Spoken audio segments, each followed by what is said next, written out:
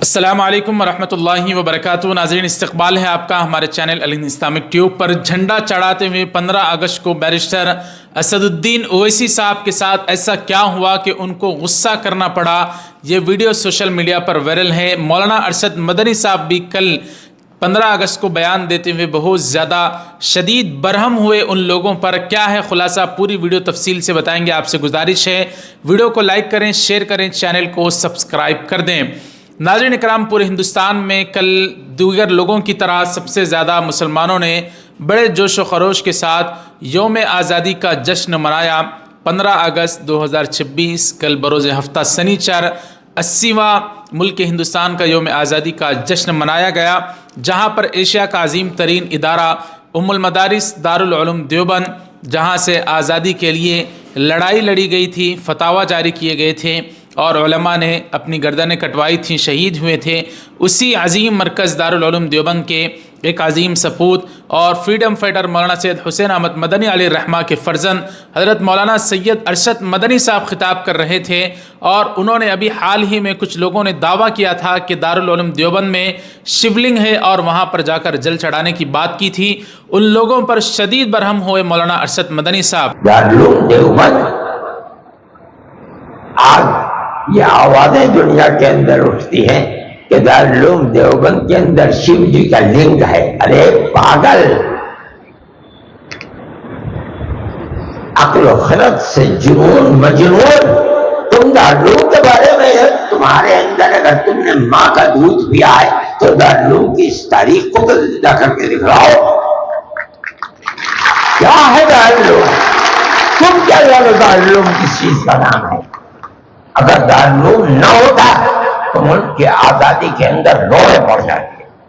हजरत शेख रहमतुल्लाह अलैह ने मुल्क के अंदर बाहर निकल करके अफगानिस्तान के अंदर आजाद हुकूमत कायम की और उनके ज़हन के अंदर ये बात नहीं थी कि मुल्क के अंदर हुकूमत मुसलमान की होगी। उस आजाद हुकूमत के अंदर सुनो इस बात को, मौलाना उबैदुल्लाह सिंधी, मौलाना बरकतुल्लाह भोपाली, अगर ये लोग उस हुकूमत की बुनियाद थे तो उसका सदर राजा महेंद्र सिंह प्रताप खुद बनाया था। इसका मतलब ये है कि मुल्क के अंदर मुस्लिम हुकूमत नहीं बनाना चाहते थे। मुल्क के अंदर मुल्क के बसने वाले हिंदू और मुसलमानों की मिलजुली हुकूमत बनाना चाहते थे। और मौलाना अरशद मदनी साहब ने अल्लामा इकबाल अलैहिर्रहमा के चंद अशार को भी बड़े प्यारे अंदाज में उन्होंने इरशाद फरमाया। वो वीडियो आप हजरात की खिदमत में रखेंगे। नाज़रीन इकराम, महाराष्ट्र के चीफ मिनिस्टर हैं फडणवीस, उन्होंने एक साथी, उनका जो साथी गुलकार था वो गाना गा रहा था यौम आज़ादी को लेकर, जश्न आज़ादी को लेकर। एक मुहिब्बे वतन वो गाना होता है जिसमें यह है कि हम जिएंगे और मरेंगे ऐ वतन तेरे लिए। लेकिन यहाँ पर महाराष्ट्र के सीएम बीजेपी के फडणवीस वो कहते हैं ऐ वतन की जगह ऐ सनम पढ़ देते हैं। कांग्रेस की सुप्रिया श्रीनेट ने इसको शेयर किया और बहुत ज़्यादा लोग इसका मजाक उड़ा रहे हैं। आप हजरात पहले मुख्तसर सी क्लिप मुलाहिदा फरमाएं। हम जिएंगे और मरेंगे ऐ सनम तेरे लिए, ऐ सनम तेरे लिए, सनम तेरे लिए। अब ज़रा यहाँ पर सोच कर देखिए, एक इस तरीके से कोई मुसलमान इस तरीके से अगर गलती से भी गा देता तो गोदी मीडिया उसके ख़िलाफ़ किस तरीके का बवाल कर देती। और यहाँ पर कल मोदी साहब हमारे स्पीच दे रहे थे तो कांग्रेस ने कहा कि जो झंडा फ्लैग यहाँ पर मोदी साहब ने लगाया था वो पवन खेरा लिखते हैं कि ये तो उर्दू में उन्होंने झंडा लगाया। किसी ने कहा कि आयरलैंड मुल्क का झंडा नज़र आ रहा है। और कांग्रेस और आम आदमी पार्टी और दीगर लीगों ने एक वीडियो शेयर किया कि मोदी जब स्पीच दे रहे थे तो वो बार बार अटक रहे थे और उनकी स्पीच ऐसी थी कि लोग उन्हीं के नेता जो है सो रहे थे। तो इसको लिखा कि हिस्टोरिक स्पीच नहीं है बल्कि हिस्टोरिक स्लीप है, यानी तारीख़ी स्पीच नहीं रही है बल्कि तारीख़ी नींद यहाँ पर देखी गई कि जिसमें बीजेपी के बड़े बड़े लीडरान जो है सोते हुए पाए गए। आज हर दिलों की धड़कन वंदे मातरम के नाद से गूंज रही।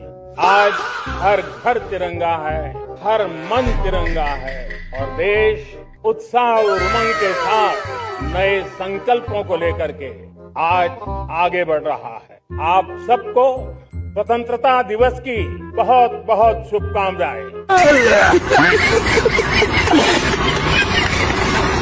और हद तो ये हो गई कि जो वंदे मातरम को लेकर बीजेपी इतनी आवाज़ उठाती है, उन्हीं में के जो है कुछ लीडरान ने वहाँ पर जब कल एक 15 अगस्त के प्रोग्राम में वंदे मातरम की जगह कोई और गाना लगा दिया गया, तो जिसकी वजह से उनको बाद में माफ़ी भी मांगनी पड़ी। तो वंदे मातरम लगाना चाहिए था, वो नहीं होकर के एक वंदे मातरम जिसको एक अलग टाइप का गीत होता है, शब्दावली वही है, लेकिन उसको उसके वाद्य के साथ ले लिया, जबकि वंदे मातरम हमारा राष्ट्र गीत है।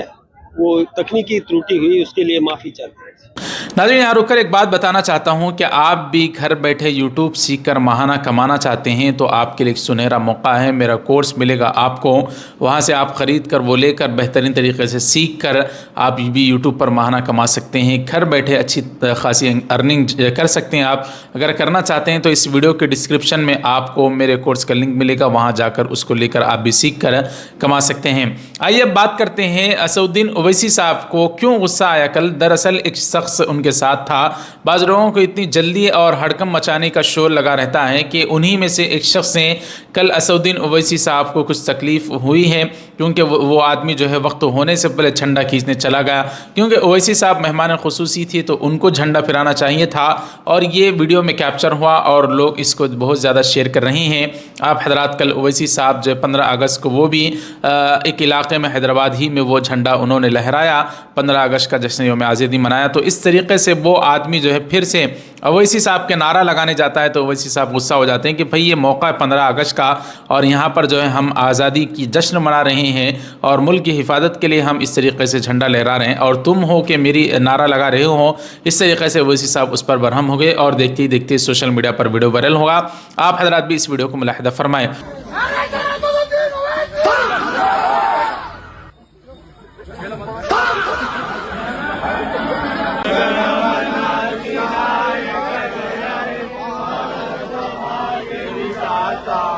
पंजाब सिंध गुजरात मराठा द्राविड उत्कल गंगा हिमाचल यमुना गंगा उच्चल जलसि तरंगा तव शुभ नामे गाये तव शुभ आशीष माये गाये तव जय गाथा जन गण मंगल नायक जय हे भारत भाग्य विधाता